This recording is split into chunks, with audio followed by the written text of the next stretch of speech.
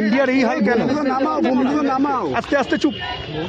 ভালো ব্যাটিং করে, ভালো ব্যাট করতে হবে, টেস্ট ক্রিকেটে ভালো ব্যাট করতে হবে। ভালো ব্যাট না করলে তো টেস্ট ম্যাচ জিতবে না।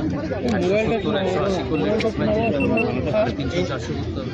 ইন্ডিয়ান মিডল অর্ডারে কোনো প্রবলেম হচ্ছে? রোহিতের ক্যাপ্টেন্সি নিয়ে করিস এই সম্পর্কে আরেকটু দায়িত্ব নিলে ভালো হয়।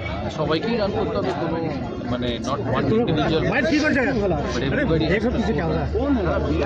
বিরাটের একই আউট হচ্ছে বুঝতে পারি না, এত বড় প্লেয়ার তো। Sure he'll solve it, sure he'll find a way to get out. রোহিতের ক্যাপ্টেন্সি নিয়ে একটা জল্পনা হচ্ছে, মানে কিন্তু রোহিত আবার নিজে ক্লিয়ার করে দিয়েছে যে আমি এখন অবসর নিচ্ছি না। পার্সোনাল ডিসিশন কী করবে সেটা ওর ব্যাপার। গম্ভীরের সময়টা ভালো যাচ্ছে না হলে 4-1 হওয়ার সম্ভাবনা ছিল। পারফর্ম করতে হবে, আর কি বলবো।